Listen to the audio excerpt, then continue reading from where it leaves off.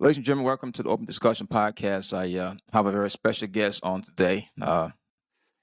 He keep telling me not to call him Sergeant Major, but I keep calling him Command Sergeant Major since I think 10 years ago. He said, "Hey man, call me with my first name." I keep calling him Sergeant Major. So once a Sergeant Major, always a Sergeant Major in my books. I just want to apologize up front for that, Sergeant Major. I have Command Sergeant Major retired Fagan with me here. Serve as the former Fire Center of Excellence / Fort Sill, Oklahoma, Command Sergeant Major, and then served also as the installation CSM over at Fort Sill. And then he last served as Division CSM at the 1st Army Division East, and where he did some outstanding job. And then after that, he transitioned, did some work over at Home Depot, and then as far as Amazon. So countless PCS move and operation deployment and different assignments all over the place. Like I said, over 3 decades of military service. So I really appreciate you, Sergeant Major. Thanks for being on the show today. Hey, I appreciate you for having me. So first, let me just attack the obvious. For those would-be sergeant majors who are looking to move up into the nominative ranks, what I was surprised to find is that, the more you move up into those positions, the more you're surrounded by CSMs.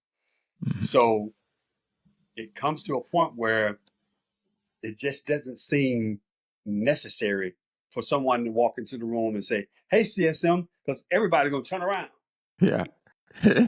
So you get to a point in your career where, it starts to become normal to be called by your first name because, you forget how to respond and react to that. And it was my experience that, when I start to cross pollinate into, infantry general officers, you know, they would almost require that and require me to Mhm. call them by their first names. And when you get to that latter part of your career, it's probably smart to do that because you need to start getting used to responding to your name instead of Yeah. a rank because you're closer to the end of your career than you are at the beginning. So let me just begin with that. And it probably paid dividends for me to, kind of get into that mode. Absolutely, you're absolutely right. Because once you transition, as you stated, there's no search as Command Sergeant Major anymore. They call you by your first name, and Yeah. that's just how life is. So you are absolutely right. So hey, I appreciate you just clarifying that, Sergeant Major. Thanks again. And I keep calling you Sergeant Major. I'm just used to calling you Sergeant That's Major, right? fine. Yeah. So So it wasn't just about my personal preferences, but what I was trying to do was get every sergeant major around me used to transitioning into that, mind frame. Because now, absolutely, people probably call you Sam. They don't call you yeah, CSM. yeah, Those yeah. of us who know you, generally refer to you as Zoke. So yeah, Nobody call you CSM. you're right. You were absolutely right. So just want to get right into it. I know you, as I stated so far, you served over 3 decades in the U.S. military, and we all have different reasons why we serve. I know you have your own reason why you serve. Can you just tell a little bit about what was the contributing factor, what motivated you, what encouraged you to serve? Absolutely. Um, I think everybody who serves, this isn't an original thought of mine. I'm trying to think of the general who said it, but it just made sense. So if I think of his name, I'll give him some attribute. But everybody who serves for either one of two reasons. They're either running towards something or running from something. The trick to success is to just keep running. Hmm. Uh, and in my case, I was running from something. I grew up in a textile town in middle Georgia, and I promised myself, after watching my father working that thing, all my family worked at some point in that mill, that cotton mill, Hmm. that I wasn't going to do that. Couple that with the fact that, you know, junior ROTC in high school, even though it was Navy junior ROTC, uh,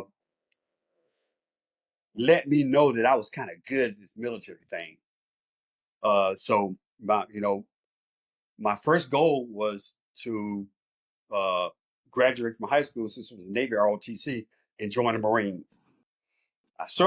I actually had an opportunity with the Navy to do something called the Boost program. Since I excelled in JROTC, I would graduate from high school. I would be enrolled in a college like ROTC, and I would be, kind of pinned ensign, which is second lieutenant, and Hmm. work towards my commission. But the strangest thing happened during my senior year in high school. We went down to Orlando, Florida, to a mini boot camp, and I saw the ocean for the first time. And Mm. I was like, no, I can't do that. So, Uh, so I didn't join the Navy, and I didn't join the Marine Corps because, you know, at that time the Marines required a 50 on the ASVAB test, and I scored a 47. mm. That was the only reason why I didn't join the Marine Corps. The Marines, right? Yeah, Yeah, that's something. yeah, which probably worked out in my favor. But my purpose for joining the military was to kind of get away from my circumstances. And everybody that knows me now know that I said, early in my career that I'm not coming back until the Army kicks me out. And doggone it, that's what I did. That's what happened. I went right to my mandatory retirement date. That's amazing. Yep. That's amazing. I mean, after 35 years of military service, I know along the way you came across different assignment, different places, you led different organization from as far as, from being enlisted all the way up to what a nominal level position. I would like to talk just briefly about the role, right, of a sergeant major or command sergeant major, because it's a two distinct roles. Sometimes we try to, some folks try to blur it, some folks really don't have the real understanding of the two rank and two positions. So, for you being at the nominal level, serving as a battalion CS and brigade CS and division CS and installation CSM, how will you describe both ranks in terms of the CSM and the SGM? So, as a battalion CSM, you don't really get, if you're fortunate enough to have an operations sergeant major, which I was because I was in a general support role, uh, you don't really get a chance to really see the differentiations. As a brigade CSM, you still have one operations sergeant major, and sometimes our roles became interchangeable. So you really didn't get a chance to see that. But at the division level, you have a G1 sergeant major, you have a G3 sergeant major, you may even have a G2 sergeant major. I had a retention sergeant major, so you got a chance to see how sergeant majors, how the responsibilities kind of differentiate. So, as a command sergeant major of that operation, you had the general responsibility for all of those areas, all of those functional areas. But for the sergeant majors, they could really hone and specify into those specific areas. So, um, much like a general officer at the nominative level, um, a nominative CSM had to be a generalist and had to have purview over all of those areas without having expertise in those areas. Whereas those sergeant majors had to have expertise in those areas. Yeah. That makes sense. Absolutely, absolutely. But do you think that every command sergeant major from battalion up should at least serve? It may not be feasible based on just the manning and position as far as availability. Do you think that serving as an ops sergeant major first before you serve as a CSM would be beneficial, or it doesn't matter? It depends on the composition of the organization. So I'm going to answer your question with a question. Uh huh. Do you think serving as a paladin section chief makes you a better section chief if you serve as a driver or a gunner? Not necessarily. No? You think you could just enter right into that as a paladin section chief without any of that baseline You knowledge? you, You you good? it is required. You require that baseline. Yeah. Yeah. So um, just depend on the level of sergeant major or command sergeant major that you're talking about. But I believe that a certain baseline level of understanding of the organization helps you be better. I Yeah. don't think it's required, but I think it makes you more effective when you understand the roles and and you understand what's required of those roles. Uh, do I do I think that baseline understanding is required to be a command sergeant major? No. My first battalion as a command sergeant major was a Paladin battalion, and I was a 13 Mike Hmm. MLRS. Uh, that's a double-edged sword because what I found through my experience was that 13 mics who took over MLRS battalions gravitated towards the line and neglected really what their true responsibilities was logistics. Command sergeant major should be at the tip of the logistics spear, Mm. but a 13 mic and an MLRS battalion wanted to go to the line, to go to the spills, and shoot. And I found the same thing with uh, first sergeants and command sergeant majors who had a 13 Bravo background, who got positions in a cannon battalion. Their default was to go to the line Yeah. and neglect those logistics responsibilities. So, on the one hand, if you don't go to an organization that aligns with your background, uh, you're not the expert that you probably want to be. But it allows you to expand your focus because you're not just focused on this thing that you're used to. You can look at logistics, you can look at radar, you can look at, back in the day, you can look at MET, you can look at survey, you can look at all these other things, because you're not completely consumed with that thing that you're familiar with. So it's a double-edged sword. On the one hand, you know, you could have expertise in the thing that in the core operation of the organization. In the other hand, you can have that general purview of all of the things that organization does. And I think the second is probably more beneficial for CSM than the latter. So you somewhat convinced that because I had the same experience, spent 2 years on the paladin and then went to 82nd. All my entire time was all light. Went to the academy and then I got selected to go serve as a CSM for MRLS battalion. The first question I asked myself, who the hell did I piss somebody off? Because like she said, the default setting here is to go back to what you know. But I do believe by giving CSM the opportunity to serve on a different as far as platform, I mean, I think it make you a better CSM, I think, just in my personal view. Because now So, you go ahead, Simon. so on a personnel level, there are all of these tropes about what 13 Bravos are and what 13 Mikes are and what 13 Romos are, what all these different 13 series are. And, I just anecdotally, I came to the conclusion that 13 Bravos hate everybody, even other 13 Bravos. That's your But brother just feel we are the best. That's all it is. It's yeah, all about, we think you the best and all that stuff. yeah. But light 13 Bravos talk junk about heavy 13 Heavy. Bravos. Absolutely. So, you Yeah. know, in addition to my first battalion being a paladin battalion, when I became a Duvardi sergeant major, it was light. So I got a chance to see both mentalities, both worlds. Yeah. So from a operational standpoint, it gave me a holistic understanding of field artillery, throughout that diaspora. But it also, when it came to me sitting on boards, I was able to appreciate the accomplishments of every type of 13 series sergeant major because I always sat on sergeant major boards, you know, Yeah.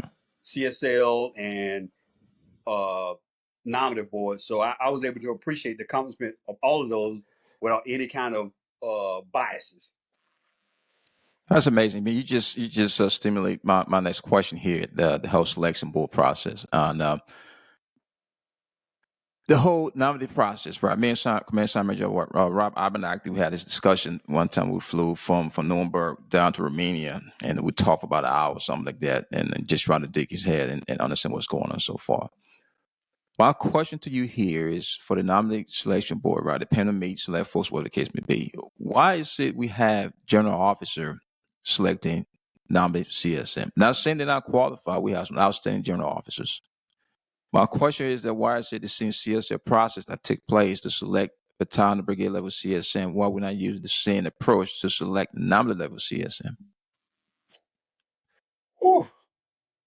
Well, let me first say that your premise is not 100% accurate Okay. because nominative CSMs actually select those who compete. Yes. Fully agree. Yep. So we select those who actually get the opportunity to, to be advanced to that, to that level. Um,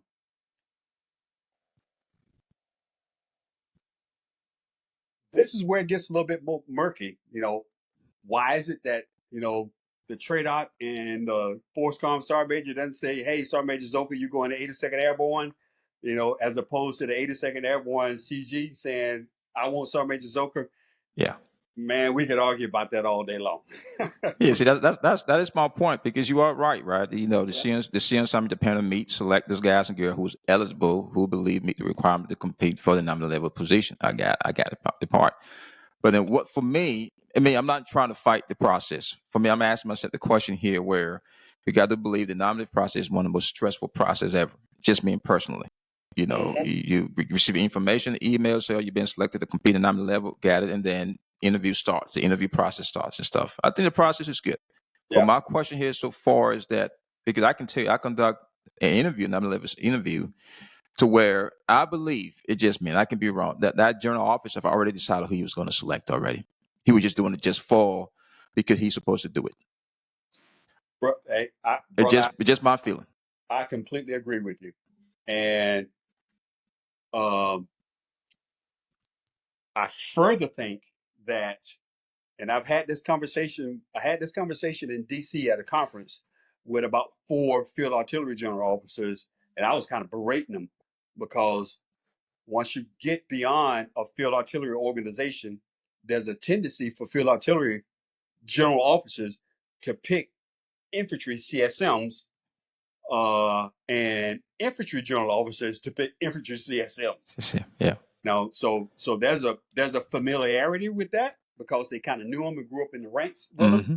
But Yeah. also, there's not many opportunities, well, at least up until the point where I served, until they kind of came back with Divardis, and I'm sure kind of not sure where those are in the pecking order anymore. But before Divardis, there wasn't very many opportunities for field artillery CSMs to Nope. serve at the brigade level, so you Mm-hmm. couldn't prove yourself. Yeah. There was only one or two, Mike McMurdy's and one or two, damn, this freaking Sergeant Major of the Army, Grinston's, who Princeton, were yeah. actually able to get a BCT, Yeah. and prove themselves. So the pool of field artillery sergeant majors for general officers to pick from was really small, and then Very there was the limited. bias. Very, very limited. Yeah. And that was until Divardis came back, and then that kind of helped. And I'm not sure we are still at the point where it still overcomes, the stigma of field artillery sergeant majors not having a true brigade level, Brigade level. Yeah. yeah, you know, experience. Yeah, I really appreciate you. Just somebody just want to talk about, because, like I said, there are a lot of folks out there, a lot of battalion CSM and brigade CSM, all understand how the nominative process work. For me, because I stopped with Commander Sergeant Major Abernathy, and I went through the process myself, doing I think 4 or 5 different interviews, understood on how the process to some extent works so far.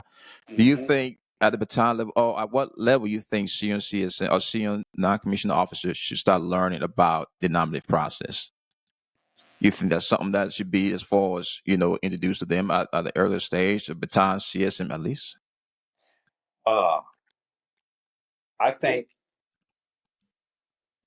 sergeant majors, especially field artillery sergeant majors, should start to become exposed to the realities of the nominative process prior to going into the sergeant major academy. Okay. Uh, and I say that because assignment selection has a lot to do with your ability to move up into that world. I was a heavy CSM. MLRS is heavy. So Mm-hmm. my first CSM position was heavy. My first brigade was First Army. But somebody, I'm not sure who it was, thought it would be funny to take my experience and send me to the 101st Airborne Division. Division. Well, apparently I excel there, Yeah. and that got me exposed to a whole different environment, and that kind of propelled me to the Fire Center of Excellence. Much like Bill High, who had the same path before me, who Hmm. was the 101st Division Artillery CSM and then became FCO, and I could go down the list, but most of us who went into that position before me, had a in operational background, kind of steeped in infantry, that the field artillery general officer likes and selected, as opposed to field artillery brigade CSMs, who had pure experiences. So that's kind of how I see that. Yeah, because that is, if you look across the army now, you probably stay keeping tab what's going on so far across the. I think we have what 10 as far as division on the 18th Airborne Corps on the 10, 11. I can't remember anymore. Uh, Look at those division CSM. I can show you potential. I may be wrong, but majority of those division CSM positions are held by an infantry guy out there, a Muslim infantry guy, really. Yeah. And the division consists of, I mean, it's a combination of all MOSs. You got your sustainment folks, you got the fire folks, you got the engineer, whatever the case may be. Yeah. For me, I keep asking myself the same question: why is it? It's been like that for a long period of time. Where I know we have competent as far as CSM across the board. Why is it those other MOSs are not given the opportunity to serve as a division CSM? It's the same old 11 guys and 19 guys and stuff like that. Well, I would just tell you that it's my experience that those nominative level positions are dominated not just by infantry guys, but they're dominated by light infantry guys. Yes. Uh, Yes. and I think my personal opinion is because those positions are dominated by light infantry general officers. General officer. So just kind of getting back to the last point that I was trying to make but failed to, was if I went to talk to this graduating class of the Sergeant Major Academy, I would say, hey, if you had an opportunity to pick your assignment, if you're heavy, go light. Not because you get a diversity of experience, but you get a diversity of uh, you get to meet a whole different part of the Army, Yeah. because uh, I would say the lion's share of light people stay light. Yeah. They stay Yeah. light, and that's a tight knit community, Hmm.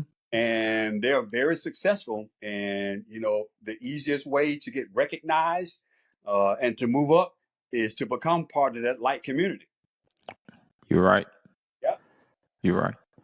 And I do believe to some extent it can somewhat hinder, just the skills and ability and experience and really, really, really, really tactical and smart, intelligent, CS and that can serve in those different jobs and stuff. So, uh, as we discussed, just to stay on the CSM process a little bit more, what is the role, right, in your view, of a command sergeant major? Not at the nominal level. I mean, as far as let's just use battalion and brigade level. What is, because the policy state, senior advisor to commanding officer on everything, list of personnel, whatever the case may be. I got that part. Mhm. But what do you think now, if you was to give a CSN that is in the brigade level CSN position, the battalion CSN level position, what would be your advisor to be the, hey man, these are the things you should be focusing on?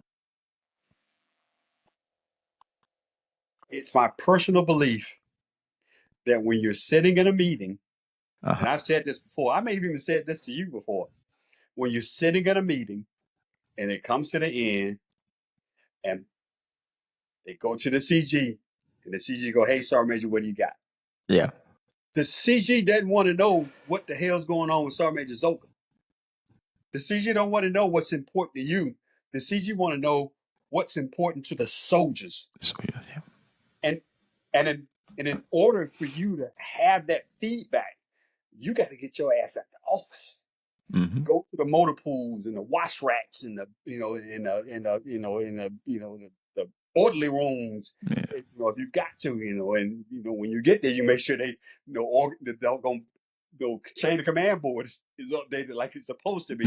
There's all sorts of second and third order effects of doing these things, but when you get there, you have an opportunity for soldiers to talk to you as opposed to you talking to soldiers.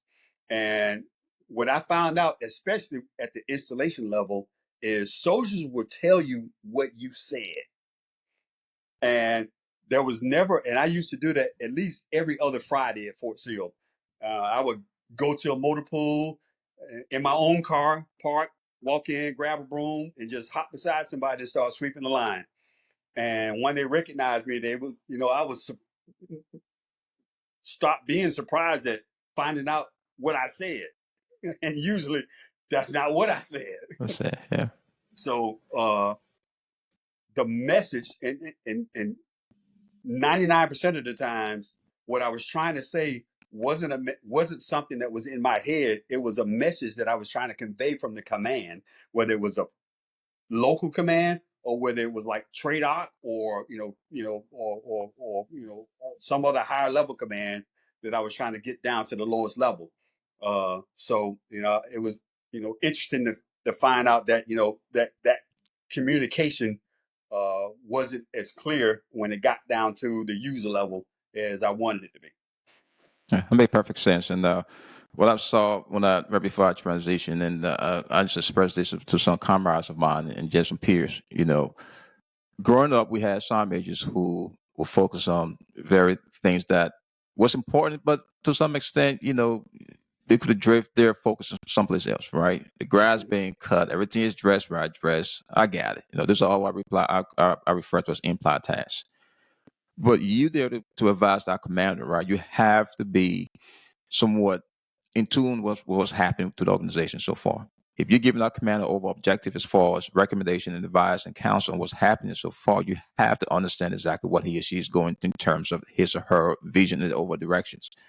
But we have sergeant majors sometimes who will sit in the meeting, have nothing else to add to what the commander just said, what's going on so far, and come up with the same term that I can't stand at all. And I just want to reiterate. I just want to add on. No, you ain't got to add on, brother. I mean, what exactly you have to say that is I want to relevant? dovetail. Dovetail. What is it really? You know what I'm saying? What is it? What value add are you bring to the organization so far? So I mean, those are our good point. I really appreciate you for overall saying that. There's a lot of changes been going on since you and I transitioned a couple of years ago in terms of the Army overall. And a lot of things have changed, not just from a uniform standpoint, just the climate of the organization and new breed, right? If you want to use that term of folks coming in, because when we came in the military, folks from World War II or Vietnam War said, "Oh, the new guys are pretty soft. They don't know what's going on so far." How will you somewhat, I don't want to say rank, but how will you observe, or how will you say the Army is today in terms of the current changes taking place? Because the Army is going to change, but the core essence of the Army still remains the same, you know? Well, first of all, let me back up. As a command sergeant major, Mhm. it doesn't matter at what level you are. If you haven't done the fundamentals, if your area isn't right, grass cut, things painted, if your area isn't right, then that commander can't hear anything else you got to say. Because those are the fundamentals of being a senior non-commissioned officer. Mhm. You got to Mhm. take care of your area. Yeah. And that may not, require you screaming out the window at people to get off your grass, but the grass got to be cut. Fully understand. It's an implied task. It's supposed to happen. That Yeah, should not be your solely focus. It's yeah, going to happen. You should focus yeah. on it, but Should be your sole focus, but it's got to be your yeah, focus. absolutely. It's got to be your fundamental focus. Once Mhm. you get that done, then you can get to more, meaningful things, more, hierarchical, conversations. So that's what I got to say about that. I'm sorry, man. Ask that question one more time. Let me. No, Sorry. no. What I'm saying here so far, the Army's going to keep changing in terms of. I mean, the mission system remains the same, right? We know to train and prepare and go and win the Army's war, whatever the case may be. But there are some changes taking place within the Army so far, from the uniform, the haircut, and everything else. What I'm saying so far. As I know you still see what's going on so far. So talk to folks in the service and what's going on. How will you assess the current state of the Army so far as you see today? A almost 4 years removed, it's hard for me to assess the current state. Mhm. But what I will tell you is this: every leader has to know when they have their dinosaur moment. when you have become so rigid that you don't want to accept change. And the Army is constantly changing, and good leaders change with it. So you just got to know, you got to read the room. When finally in that meeting where, the commander turns to you and say, "Hey, Sergeant Major Zoka, what do you got?" You're like, "I don't like this. These beards on recruiters, and just got to know, these tattoos on recruiters. In my day, recruiters couldn't have tattoos on the neck. Well, everybody got freaking tattoos now. Yeah. And maybe tattoos, allow recruiters to, uh, kind of, associate, with who they're trying to recruit. So you just got to know when it's your dinosaur moment, and when you truly figure that out, get out, let it go, move on, and let the next person come into that position who is willing to accept change and make things better. Yeah, a lot of folks struggle with that, right, in terms of the whole change process, and there are going to be some resistance to change. Some folks going to be pushed back, and the whole time. For me, I think the fundamental issue here is that can he or she meet the requirement and standards set forth? That's what it comes down to. Just being personally, Yeah. Because the demographic within the U.S. today across things are changing. Things have changed where you and I look at things 10 years ago to what it is now. Can he or she meet the standards that the Army has set forward? He or she can meet the standard. Let him serve. There should be no pushback or some resistance to change because you don't like how he or she carried himself or what it looked like or the hairstyle, whatever. In the combat, we've been deployed. It doesn't matter. I mean, can you watch my back and can I watch your back? Can we accomplish the mission? To me, that's what counts so far. So want to switch topic to transition. So you served. When was it? I know we talked about briefly in terms of when did you determine here it was time for you to transition. I want to just talk about transition just for a little bit here so far. When did you start planning for transition? And do you believe that is fitting, is the right thing to do for most especially the senior officers and senior non-commissioned officers who serve 1 or 2 decades in the military? How important it is to plan and prepare for transition to you, and how was your overall transition over when you transitioned a couple of years ago? It is crucial to grab that bull by the horns and plan. I was fortunate that I was able to serve to my mandatory retirement date. I knew my last position was going to be my last position, and I went into that position. I talked with the CG and told him, I'm going to put together a plan and present it to you for your approval that won't disrupt my normal duties, so I can make sure that I'm prepared to transition. And he looked at it, he approved it, and not everybody has that benefit. Some, for some, transition comes as a surprise. It's like thrust upon them. But for me, I had, like I said, I had the benefit of, knowing that I was at the end at my last duty station. So um, that's twofold. Number one, I knew I was at the end of my tenure in the Army, but I was also surrounded by a lot of people who were also at the end of their tenure.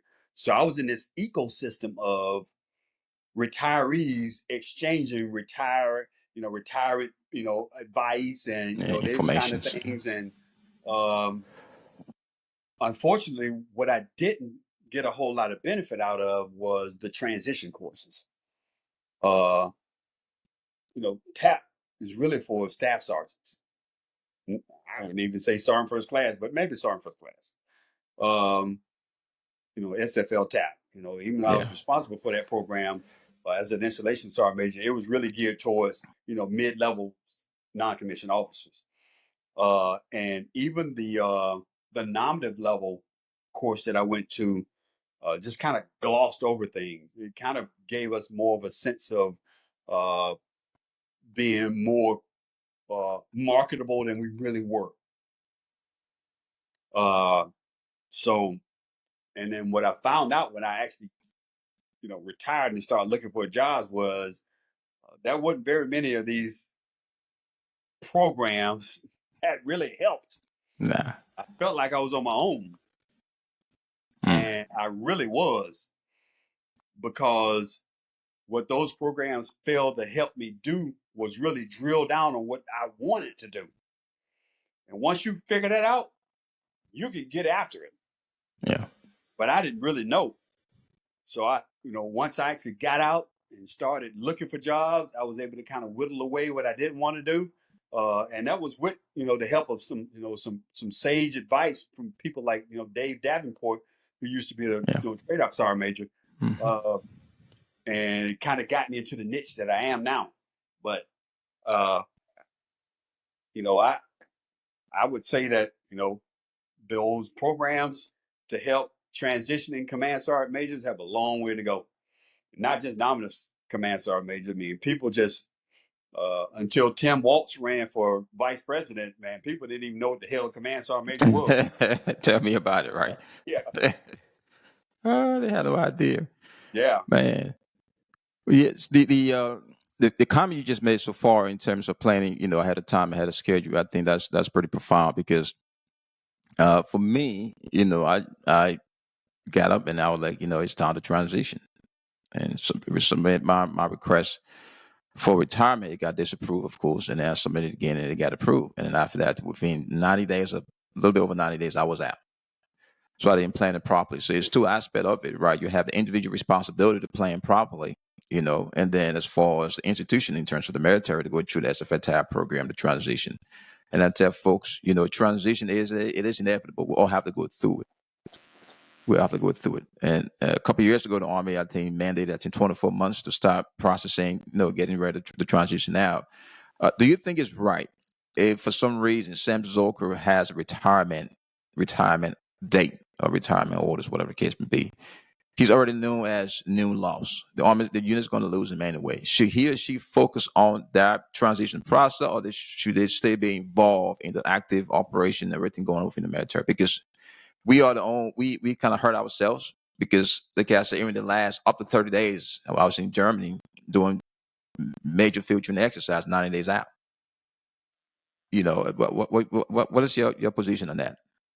So this gets back to the very first question that you asked me about CSMs versus sergeant majors, Mm-hmm. and it's my opinion that, especially at well, I'm now going to say it really doesn't matter the level.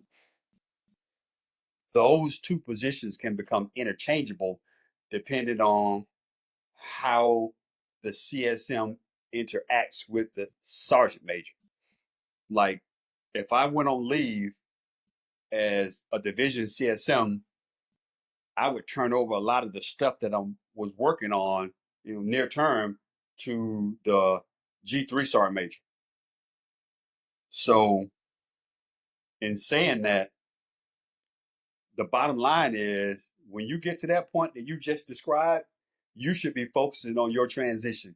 Turn all of that stuff over to your G3 sergeant major or your op sergeant major and let them run with it. Because the bottom line is, and we saw that time and time again in Iraq and Afghanistan after an IED explosion, Yeah. the unit's going to close ranks Mm-hmm. and it's going to continue to march. I don't care if it's a catastrophic event or if it's a PCS event. So at some point, you got to take care of yourself. Yeah. And at some point, you got to get used to promoting yourself. Because once you do finally transition and you start getting into interviews, if you're promoting the team that you led, you're not going to get the job. You got to promote what you did. You. Yeah. You. Yeah. No, you're right. You're right. I think you did talk about that earlier, right? The time to let go. To let go. The army's going to go on so far. Once you determine here so far, you've committed the transition so far. You have things in place. But that's a discussion between you and our commander. Like you say, you present a plan to your commander. Say, hey, sir, this is what's going on so far. I have a plan, what to cover, whatever, and then execute your plan. But a lot of senior commissioned officers just don't want to let go. So Let me just kind of push back just a little bit on what you just said. Okay. I would categorize it as letting go, Mhm. because this is another mentoring opportunity. Because you have a G3 or operations sergeant major who is probably trying to be a CSM, who is probably Absolutely. trying to Yeah. replace you. So you stepping aside and allowing that individual to kind of stretch, is an opportunity for you to mentor that person. So now your role is different. Now, instead of being directly involved, now you're indirectly involved by mentoring this other sergeant major to take on those duties, which makes that person more viable to actually move up after you leave. I Yeah. mean, we're the thing that's different between the military and corporate America is in the military, in the army, man, we're constantly training somebody to replace us. Yeah. In corporate America, they're constantly scared somebody going to replace. Yes, ma'am. Yeah. No, that makes sense. That makes sense. Yeah, Yeah. So, good. yeah, that makes sense. That has to be some level of continuity in terms of when you're trying to when you getting ready as far as transition out. Uh, I know you talked briefly about your career, how you came in, the things that motivated you so far, and who has been some of the folks along the way so far you believe have had some significant impact on you. I know we all have some mentors, some coach, folks like that's somewhat you can call and they be the A card, XYZ, whatever. Who are some folks that I had those? I got it. I actually mentioned these people in my retirement speech. Um, so when I joined in 1986, I actually had Vietnam veteran leadership, sergeants, staff sergeants, certainly sergeant first class. These guys are all Vietnam veterans, and there was the notion that if you just do your job, everything will work out. Shut your mouth, do your job, it'll work out. Well, most of these guys made it to E7, and that was as far as they got. Yeah. When I got to Fort Riley in 1989, I ran into a staff sergeant named Lynn Stanford. Mhm. And Lynn Stanford first introduced me to my records. There was something called a 2 alpha and a 2-1 that had to be manually typed. And if this thing wasn't typed, you don't know what I'm talking about, do you? If this Nah, thing nah, wasn't I have no typed, idea.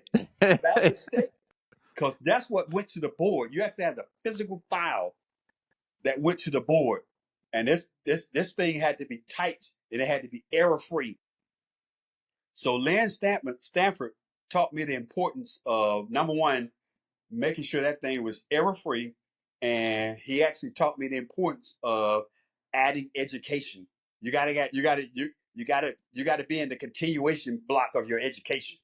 So he actually taught me the finer points of maintaining my records, and I think to this day that got me over the hump from a kind of administrative standpoint, uh, but kind of watching him operate. He actually ended up retiring as a CW4, but kind of watching him operate also gave me an example of kind of what I already knew I wanted to be, and I just was able to just copy that. Fast forward, now I'm a newly promoted sergeant major, but I had to go through an MRB. Mm. Yeah, I had to go through the MRB as a master sergeant, and got retained on duty. But because of the limitations of the MRB, I decided that it's probably best for me not to be a CSM, just be a sergeant major on the staff. And my brigade sergeant major at Camp Shelby, Mississippi was Rodney Harris. And when I shared that with him, he was like, "You should just get out." Like, whoa, really? You gonna be that blunt? He's Yeah, like, just if pack you're your not stuff and trying to leave. move up and improve yourself and improve the organization, then just get out. And if you decide you're going to stagnate in a position, then why stay?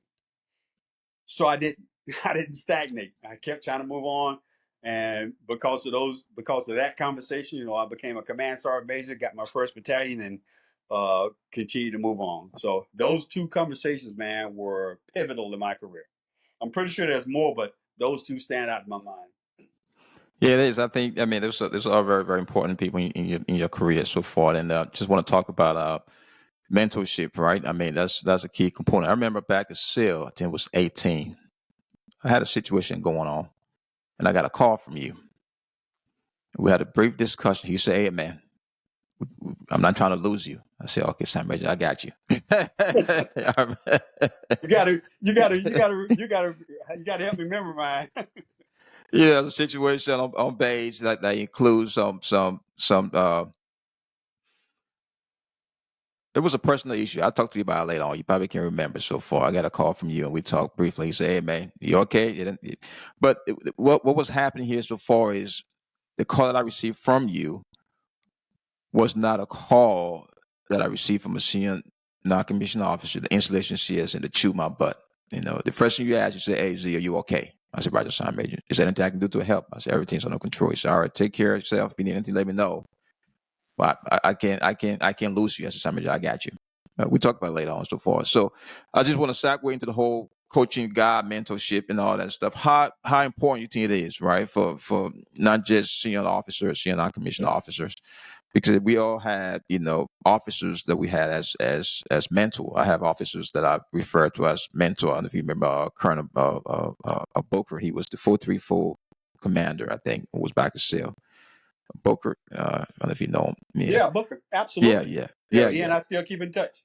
Good. I mean, what outstanding human being. He gave me a book to read with. So he was one of my mentors, and I had as far as enlisted guys as my mentor as well. If you knew some of the conversations he and I had, man, it was just That's my man. I'm telling you, he's very yeah, direct. He's very, very, very direct, very, very intelligent, and yeah. how important, because we get a lot of guys and girls today who don't have somebody to help mentor them. How you think it? How you think it is what's significant overall significance in having a mentor in the military? Okay, boy, this is a great one. Let me tell you, there is a formal process in the United States Army to graduate officers from one level to the next, Hmm.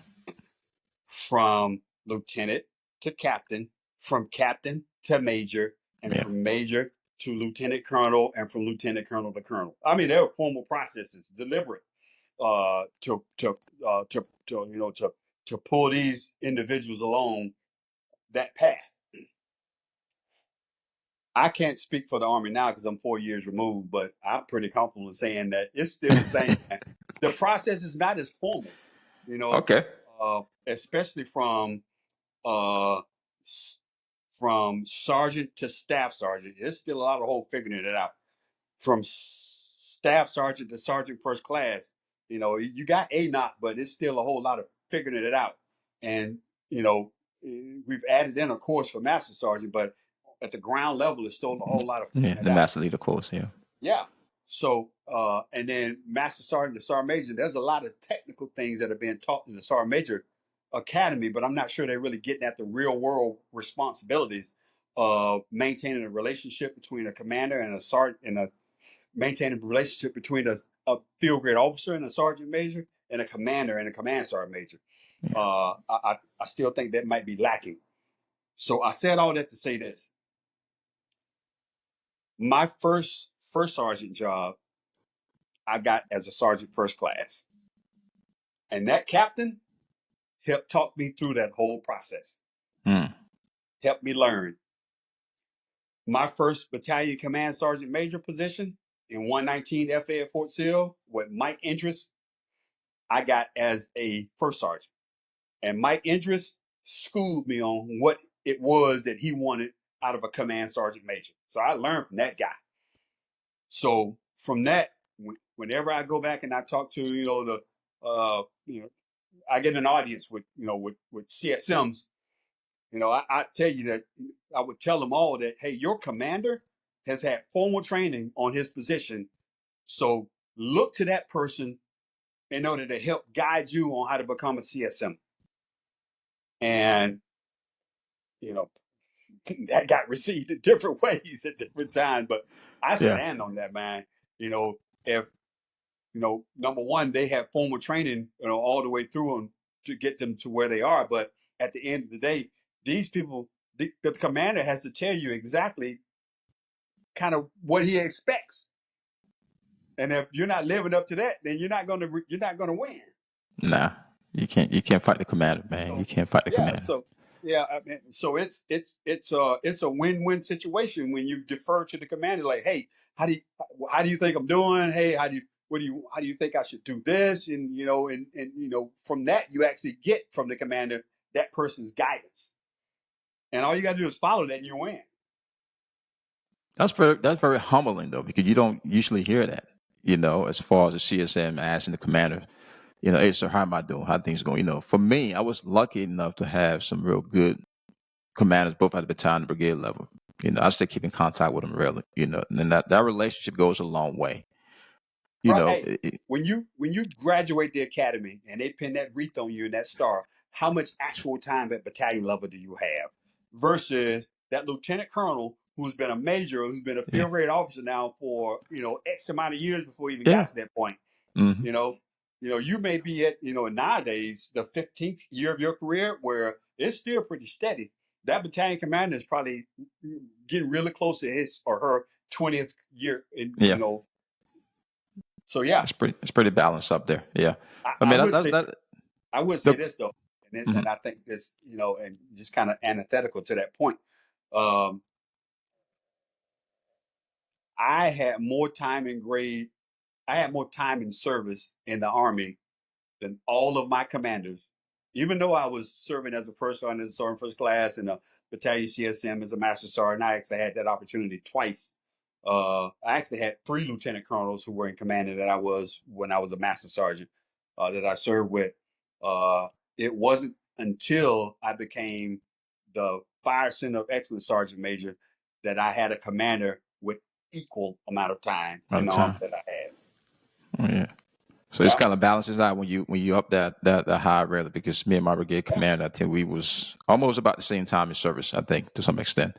Hmm. So yeah, those are all good points. Those are very, very cool points. And what are the benefit, right, on having that inclusive conversation with your commander in terms of, if you don't know, your commander know you just don't know. You got to try to figure things out together, because sometimes, some sergeant majors or some CNI commissioned officer are somewhat reluctant, right, to have that discussion, because they believe that because you were CSM, you have all the answers, you know what's going on so far, as you just stated, right? I mean, a field grade officer, those battalion, he or she's a battalion commander, already served as the S3 and XO, and potentially somewhere a brigade, probably, XO or some, a deputy brigade commander, whatever the case may be. What are the Hmm. benefit you think that comes along with having that unique relationship with your commander? Listen to his or her advice, seeking their advice and recommendation, compared to just, I'm the sergeant major, I'm going to do whatever I want to do because I think I got things figured out. Yeah. Um,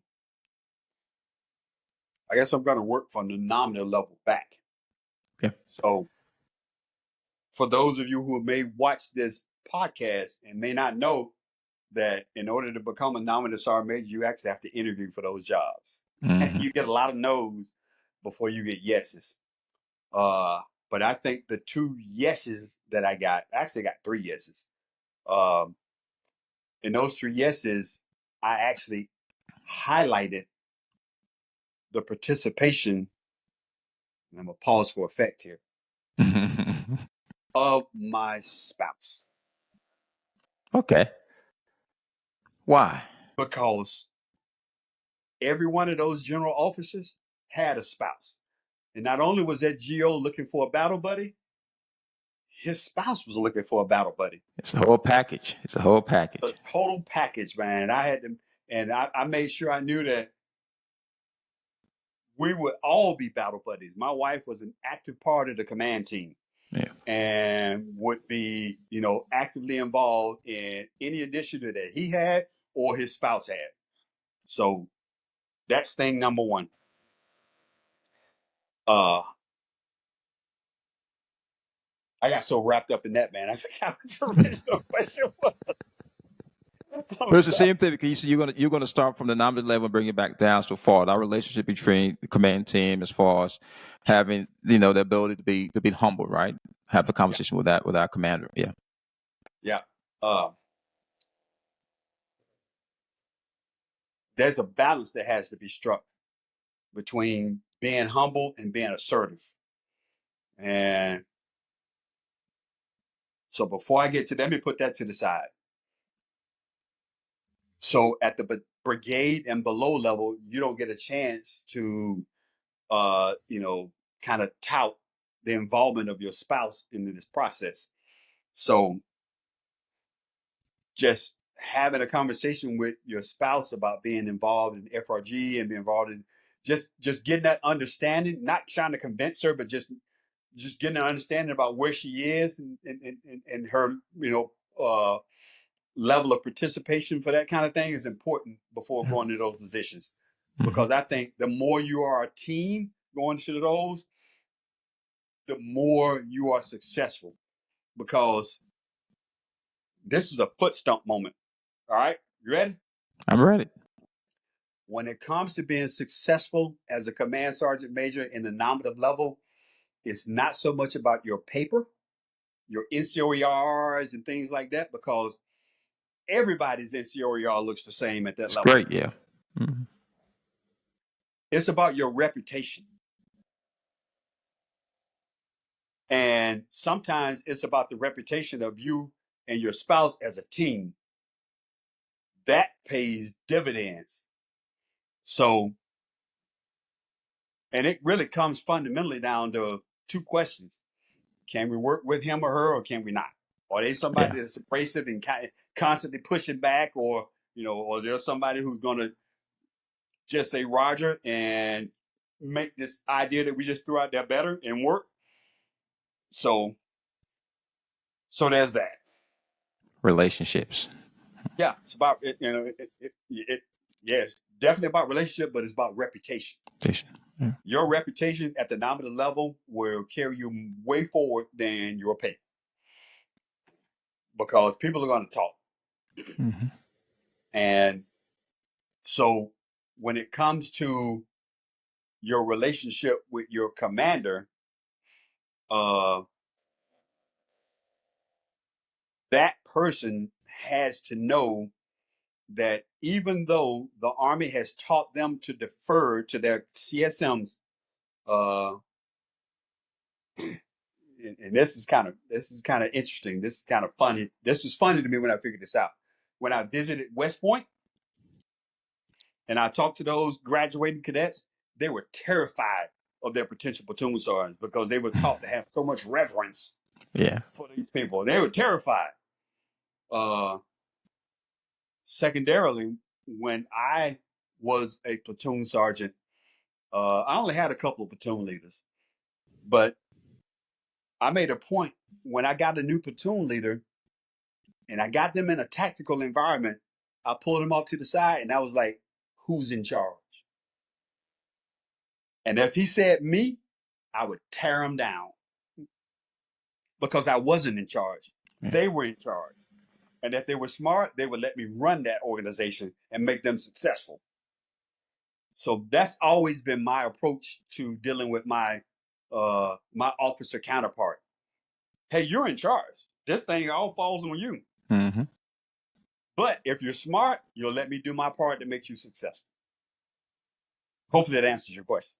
Yeah, absolutely. Has there been a time where you have a friction, right? Or conflict, not conflict, but just a friction because, everybody have different styles of leadership, NCO or an officer who has some issues with, anytime within your span of career, you didn't get along with, or he or she's not taking your advice, and if so, how did you handle it?